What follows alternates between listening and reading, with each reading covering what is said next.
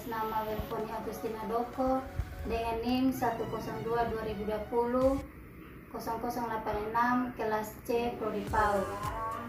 Baik, saya akan menjelaskan dengan materi yang saya sudah paparkan di sini di mind mapping ini, menemukan teori belajar psikologi kognitif, menemukan teori belajar behavioristik, menemukan teori belajar psikologi humanistik, dan menemukan prestasi belajar dan perilaku belajar. Nah, di sini menemukan teori belajar psikologi kognitif. Teori belajar kognitif ini mengatakan bahwa belajar tidak sekedar melibatkan hubungan stimula dan respon, melainkan tingkah laku seseorang ditentukan oleh prestasi serta pemahamannya situasi yang menghubungkan dengan tujuan belajarnya. Dalam situasi belajar, seseorang terlibat langsung dalam situasi itu dan memperoleh wawasan atau sebuah pemahaman yang mendalam tentang sesuatu atau selalu muncul serta kemudian akan dijadikan tujuan untuk acuan utama dan paling dipercaya. Menemukan teori belajar behavioristik. Pengertian belajar menurut teori behavioristik adalah perubahan tingkah laku sebagai akibat dari adanya interaksi antara stimulus dan respon. Dengan kata lain, belajar merupakan bentuk perubahan yang dialami siswanya dalam hal kemampuannya untuk bertingkah laku dengan cara yang baru sebagai hasil interaksi antara stimulus dan respon. Menemukan teori belajar psikologi humanistik. Pengertian belajar menurut teori humanistik, selain teori belajar behavioristik dan teori kognitif, teori behavioristik, teori belajar humanistik juga penting dipahami. Menurut teori humanistik, proses belajar harus dimulai dan ditunjukkan untuk kepentingan kemanusiaan manusia itu sendiri. Oleh karena itu, teori belajar humanistik sifatnya lebih abstrak dan lebih didekati bidang kajian filsafat.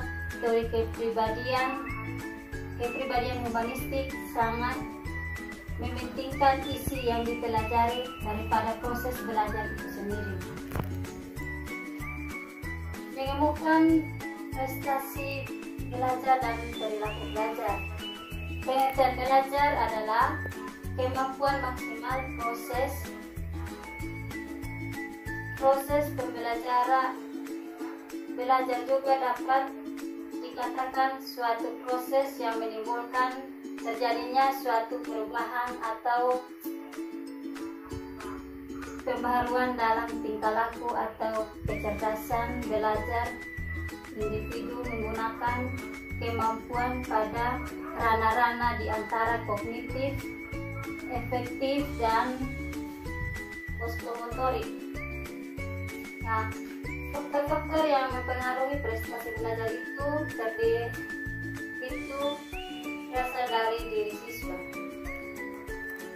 Faktor internal merupakan faktor yang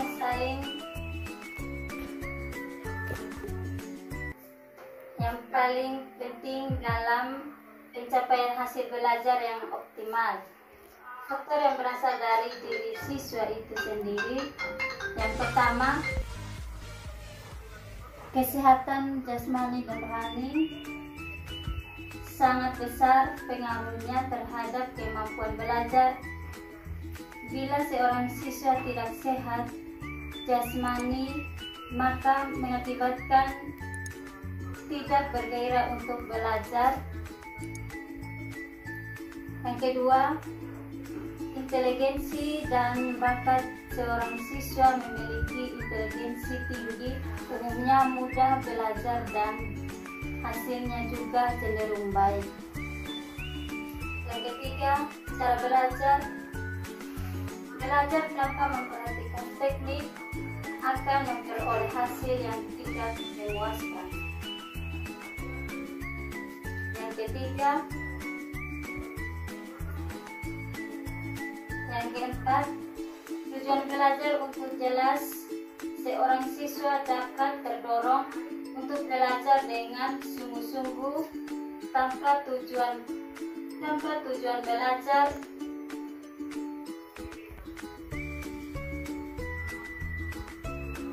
semangat akan mudah patah karena ia tidak memiliki sesuatu yang diperjuangkan.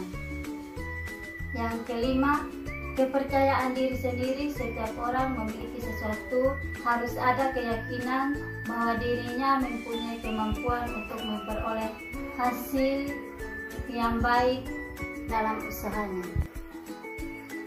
Baik, lanjut pada faktor ekstern. Faktor ekstern individu dapat dibagikan menjadi 3 faktor, yaitu yang pertama, lingkungan keluarga. Lingkungan keluarga merupakan lingkungan yang pertama kali dikenal oleh anak-anak dan sebagian besar waktunya dilalui bersama keluarga. Faktor yang kedua, lingkungan sekolah.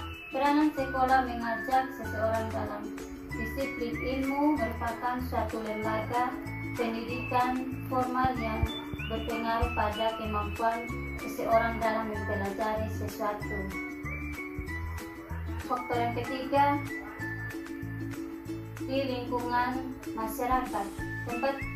Tempat tinggal berpendidikan tinggi, baik moral dan akhlaknya, akan mendorong siswa giat belajar.